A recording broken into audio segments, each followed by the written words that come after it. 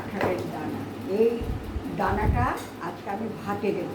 দানাটা একটু ছুলবো, ছুলে এই যে সাদা খোসাটা আছে, সাদা খোসাটা ফেলে দেবো। আমি সব কটা কাঁঠালের দানার খোসা ছাড়িয়ে নিলাম। এইবারে এই দানার যে লাল অংশটা, লালটাকেও আমি আস্তে আস্তে করে ছাড়িয়ে নেব। এই যে দেখুন, এই যে ভাতের মধ্যে দিয়ে দিলাম। এবার এটা সেদ্ধ হবে। আমি এটার মধ্যে একটু তেল দিয়ে দুটো শুকনো লঙ্কা ভেজে নেব। কাঁঠালের দানাটা আমি ভাতে দিয়েছিলাম, সেটা আমি বের করে এবারে শিলে সর্ষে দিয়ে বেটে নেব। তেল গরম হয়ে গেছে।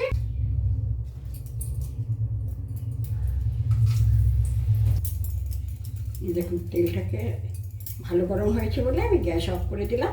এবার তেল লঙ্কাটা ভাজা হয়ে গেল। কাঁঠালের বিচি বাটার মধ্যে দেব হচ্ছে এই যে হাফ চামচ কালো সর্ষে, হাফ চামচ সাদা সর্ষে, দুটো কাঁচা লঙ্কা। আর সবসময় সর্ষে বাটার সময় একটু নুন দেবেন আর হালকা একটু হলুদ দেবেন, তাহলে না ঝাঁঝটা খুব ভালো হয়। হ্যাঁ, আর তার সঙ্গে দেবো এই যে লঙ্কাটা ভেজে রেখেছি, সেই লঙ্কাটা দিয়ে আমি এবারে শিলে বাটবো। হয়ে গেল আমার সর্ষে বাটা।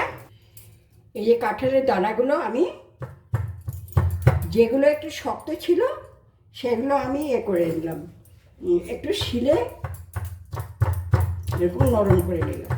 এইবারে এইটাকে এই যে খুব মিহি করব না, এবার এইটার সঙ্গে এই যে সর্ষে বাটাটা মিশিয়ে দেবো। আর এর মধ্যে একটু এই যে তেল, কাঁচা তেল, কাঁচা সর্ষের তেল দেবো। এই কাঁচা সর্ষের তেলটা দিলেই স্বাদ এসে যাবে, বুঝেছেন? এই কাঁচা সর্ষের তেলটা দিলেই স্বাদ এসে যাবে। একদম পারফেক্ট আছে, কোনো অসুবিধা নেই। এর মধ্যে মিষ্টি দেওয়ার দরকার নেই, কারণ কাঁঠালের দানা এমনিতেই মিষ্টি। আর যদি আপনাদের মনে হয় একটু মিষ্টি দিতে হবে তো দিয়ে দেবেন, সেটা হলো যার যার উপর নির্ভর করবে। কাঁঠালের দানার বাটা এটা, যেহেতু বেটেছি সেজন্য বাটা।